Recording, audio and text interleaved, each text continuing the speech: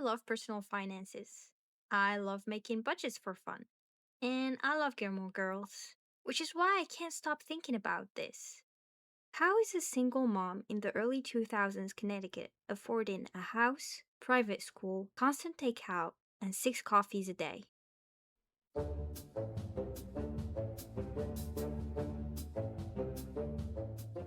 My name is Kat, and today we are building Lorelai's budget from scratch and seeing whether Stars Hollow's lifestyle is that cozy or quietly subsidized. The story takes place in Stars Hollow, a cozy fictional small town modeled after affluent Connecticut town like Washington and Litchfield. It follows the everyday life of single mother Lorelai Gilmore and her daughter Rory. At the start of the story, she is the manager of the Independence Inn. In 2002, median household income in the US was $42,409. However, in Connecticut, the 3-year average median income between 2000 and 2002 was $53,325. In regards to the median income at the time, we can estimate her salary to be around $45,000 to $65,000. For the sake of easier math, let's go with $60,000. First off, taxes.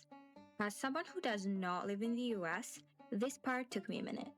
But after way too much research and a slightly concerning amount of enthusiasm, I estimated her take-home income to be around $42,000 a year. And just to be clear, this is an approximation based on federal and Connecticut state taxes at the time. I am not a CPA and this is not financial advice. This is just me having a great time building a fictional budget from 2002. So, how do you calculate taxes? First, we determine the gross income. Then, we subtract standard deduction. From there, we get our taxable income. Then, we apply marginal tax brackets. Then, we add payroll taxes. And finally, we add state taxes. We've estimated Lorelai's gross income to be $60,000 a year. Next, let's figure out how much is the standard deduction. From this source, we can see that the standard deduction is about $4,700 and the personal exemption is $3,000. That leaves us with roughly $52,000 for our taxable income. And now we apply federal tax brackets. And this part is actually interesting because in 2002, the 10% tax bracket was introduced. Lorelai's income would get taxed in layers. The first $6,000 at 10%, the next portion at 15%, and the rest at 27%. When you add all of that together, her total federal tax income comes out to about $10,467. Then we add payroll taxes for things like Social Security and Medicare. In 2002, that rate was 7.65%, which brings us to about $4,590. And finally, federal taxes. I was able to find the value of it and it comes to $2,551.13. When we subtract everything, federal taxes, payroll taxes, and state taxes, Lorelai's take-home pay lands at about $42,000 a year, which means per month she's working with roughly $3,500. Now comes the fun part, actually building the budget. And like any budget, we're gonna start with housing. Like we said earlier, Stars Hollow is a fictional town modeled after affluent towns like Washington and Litchfield. Places where charming older homes come with a price tag that is quite hefty. However, instead of guessing, I'll look at the actual housing data from the early 2000s. According to the Connecticut Data Housing Portal, the aggregate monthly home sale in Litchfield in 2000 was $159,125. A reasonable estimate for Lorelai's house is somewhere around $180,000. Cheap? No, but not impossible either. Especially if she bought it in the late 90s, which is the most likely scenario because we know that Rory grew up in this house. Owning a home is not just about price, but also about the monthly payment. So let's bill her mortgage. Suppose Lorelai put down about 10% of the home price. That's an $18,000 down payment, leaving her with a loan of $162,000. In the late 90s, mortgage rates were sitting at around 6 to 7% for a 30-year mortgage. And this is according to data from Freddie Mac. If we pop all these numbers into a mortgage calculator, your monthly mortgage payment would land at just over $1,000. Then we have home insurance. According to the Consumer Shield website, homeowner insurance costs around $600 a year in 2002, which is about $50 a month. Owning a home comes with its own set of expenses like home insurance, maintenance fees, but most importantly, you have to pay property taxes. The way property taxes are calculated is a little specific. You take about 70% of the home's value, that's called the assessed value, and then apply what's called a mill rate. For a town like Washington, that rate was 16. Lorelai would be paying roughly $2,016 a year in property taxes, which comes out to about $168 per month. And finally, we have to include maintenance fees. I will be estimating them to $150 a month. This brings our grand housing total to $1,368. Now let's talk about her car, gas, and insurance. I made the assumption that Lorelai bought her car in cash and thus does not have a car payment. Next, let's talk about gas. Gas prices were around $1.50.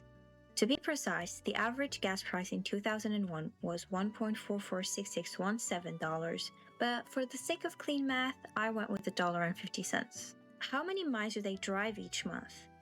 Well, according to Lorelai, in episode 6 of season 6, she has to drive 30 miles to Hartford to go see her parents, which means they drive at least 60 miles a week for their Friday night dinners at her parents' house. Because Stars Hollow is a small town, we can assume that Lorelai and Rory do most things on foot. We actually see them walking a lot to do their groceries, to buy school supplies, or attend town events. When accepted to Chilton, Rory takes the bus more than she drives to school. So, to stay realistic and a little bit conservative, I'm estimating about 80 miles per week. That gives us 320 miles a month roughly. How many miles per gallon does her car get? Well, according to episode 19 of season 7, Lorelai has a Jeep Wrangler. Thanks to Google, I was able to find that it was a 1999 model. According to fueleconomy.gov, I was able to find how many gallons for 100 miles. And this comes to 6.7 gallons per 100 miles. 320 miles per month means that Lorelai would need 21.44 gallons of gas a month. For simplicity, let's round it to 25 gallons. Multiply that by $1.50 per gallon and her monthly gas cost comes out to $37.50. Now let's talk about car insurance. This was actually one of the harder numbers to pin down because reliable state-level data from the early 2000s is not the easiest thing to find. But according to a New York Times article published in May 2000, the national average for car insurance was around $700 per year, with some states going as high as $1,100.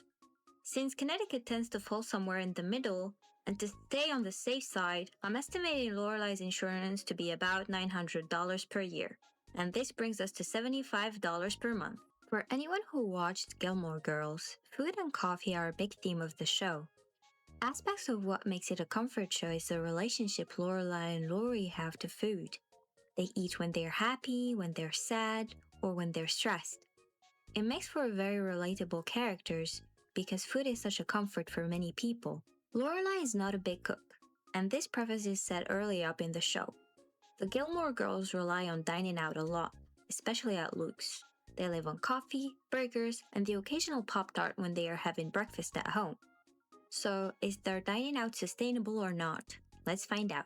While doing research, I came across this menu from a diner called Ozzy's Diner. The price for a cheeseburger? $3.25. Stacked pancake? $2.85. Coffee is only 99 cents with free refills.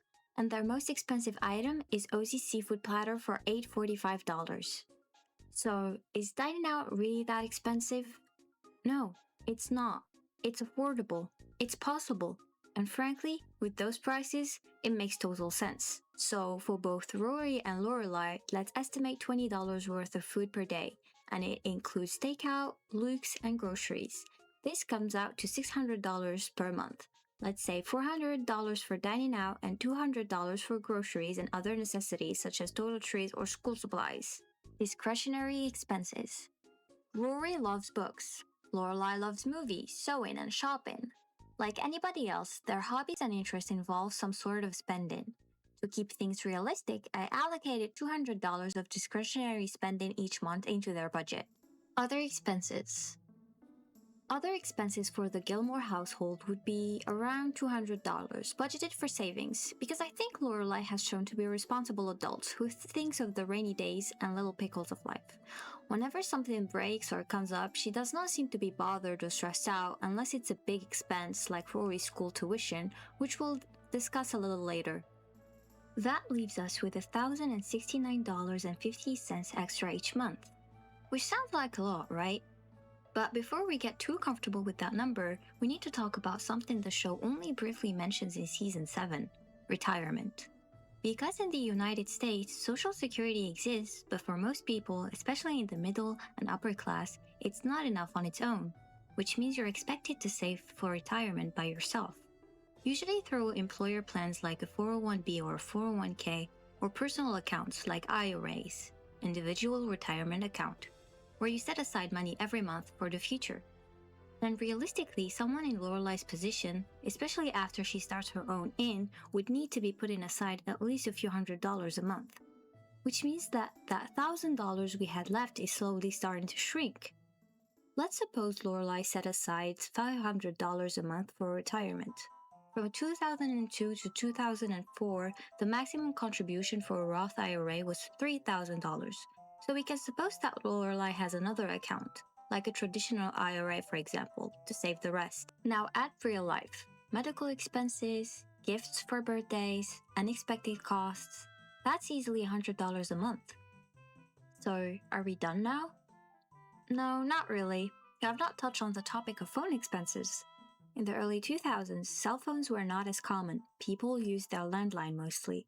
That could easily be $50 a month for basic service. What about what's left? $419.50. That's more than enough, right? Well, that money isn't really extra because Lorelai has long-term goals. She wants to open her own inn. So realistically, that leftover money would be going into savings, slowly building towards the Dragonfly Inn dream. And later, when Chilton enters the picture, that same money would likely go towards paying back her parents because Lorelai insisted on paying back every cent. So, when you look at it, every dollar already has a place to go. Which brings us to the real question. Where does this income actually put Lorelai? Let's compare the math to the show. The house in Stars Hollow. Let's start with the house.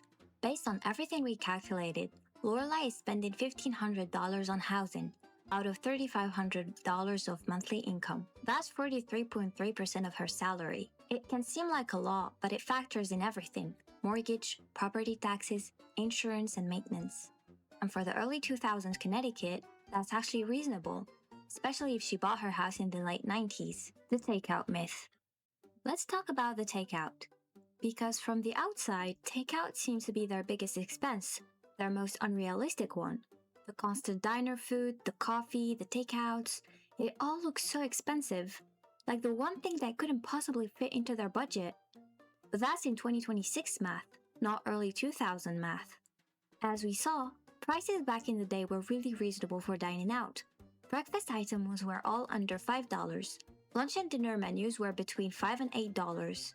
Food represented 17.1% of their budget, and that's including groceries, which is a very reasonable estimate for two people in the early 2000s.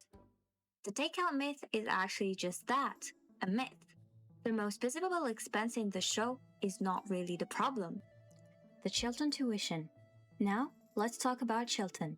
This is where the math stops working. First, let's figure out the tuition together. I found a report by research attorney Jennifer Gelb and chief analyst Judith Loham dating back to March 1, 2002. In this document, they compile information about tuition charge at private schools in Connecticut. This, combined with information we can draw from the show, we're able to conclude the tuition cost. In the pilot, Lorelai says, "I got the invoice for your enrollment fee. Wow, that is a lot of zeros behind that 5. Therefore, we can assume that Chilton tuition is around $15,000 per year. On top of that, later in the show, Lorelai receives a $75,000 check that paid her parents back fully for the 3 years Rory spent in Chilton, and we know from later episodes that there was some money left over in order to help pay for the Yale tuition. The Chilton tuition represents a monthly cost of $1,200. It is more than what's left in the budget after our mandatory expenses. We calculated around $400 left, and even if Lorelai stopped contributing to retirement, she is still $200 short. Lorelai simply cannot afford Chilton. In the show, we learn very early that Lorelai refused her identity as Gilmore and life in Hartford. She left to build her own life. She prides herself in having gotten no help from her parents. Yet, when Rory gets accepted to Chilton, a $15,000 per year private school, she's met with an impossible dilemma. Lorelai wants two things that cannot coexist easily: independence from her parents and the best opportunities for Rory. So, she sacrifices the one thing she's protected for years, her autonomy. Lorelai did not reject her world because she couldn't live in it. She simply didn't want it for herself. But for Rory, she is willing to step back into it. Lorelai is constantly stuck on a thin line at the edge of two worlds: a financially stable one with very rigid social rules and etiquette, and a second world, more precarious but free from expectations. I do not want to diminish Lorelai's achievements and the life she built on her own. However, we must admit that she is only able to give Rory the best because she can rely on the help of her wealthy parents. The show makes jokes about how Lorelai and Rory have to be careful about their expenses. So how many meals is it going to take till we're off the hook? I think the deli spread at my funeral will be the last one. However, the struggle is barely shown throughout the episodes. Lorelai and Rory keep going out for food, they go to town events, they go to movie nights, they travel, they shop. Their lifestyle has not changed much after Rory gets into Chilton. There is no visible struggle to pay back her parents despite the math saying otherwise. Before receiving the check, Lorelai would be in debt for her parents for 9 years if we assume a $419 payment per month. And that's also assuming she never touches on the extra money each month, no matter what happens. The opening of the Dragonfly Inn feels like a well-earned triumph, but it also reveals one of the show's most subtle fantasies: the idea that building a meaningful small business can come together quickly, smoothly, and without lasting instability. While the series briefly acknowledges obstacles, renovations, funding, delays, it ultimately skips over the messy reality of launching a business where chaos, financial pressure, and constant setbacks are the norm. Instead, the Dragonfly opens on time, functions seamlessly, and feels stable almost immediately. It offers a version of success that is emotionally satisfying but economically unrealistic. Small town events with seamlessly unlimited funding. And then there's Stars Hollow itself. Because beyond Lorelai's personal finances, the town operates on its own logic. We constantly see themed events, town meetings, decorations, movie nights, historical reenactment, seasonal festivals. It never really stops, and it happens all year round. None of it ever seems constrained by budget. There's always enough money, enough resources, enough time. But realistically, we're talking about small town, not a place with unlimited funding. And that's part of the fantasy. Not just a cozy town, but a community where resources feel effortless, where people have the luxury of time. Time to have breakfast at Luke's in the morning, time to go to all the town meetings, time to organize festivals and events. Time is the most precious resource Stars Hollow residents have. After building the budget, I do not think Lorelai's life is unrealistic. It's balanced, carefully on the edge of two worlds. The mortgage works, barely. The diner tabs are manageable. The Jeep makes sense. What does not work on paper is Chilton. That's where the story takes us back to class. Lorelai worked very hard to build her own life. She chose Stars Hollow over Hartford, but she never stopped being a Gilmore. When tuition was due, there was money. When Yale entered the picture, there was money again. Whenever something cracked or turned fragile, there was somewhere softer to fall back on. Lorelai's independence is real, but it exists alongside access. Access to wealth, to connections, to a safety net she never fully lost. And every time those two things came into conflict, she chose what was best for Rory. Because without support, the story changes. There is no Chilton. There is no Yale. The Dragonfly Inn storyline becomes much harder, if not impossible, to build. So, Lorelai's life isn't unrealistic. It's supported. And maybe this is a big part of why Gilmore Girls feel so comforting. Not because everything always works out, but because deep down, we know nothing will truly fall. The real fantasy isn't the coffee, the takeouts, or even the house. It's the safety net that we can pretend isn't there.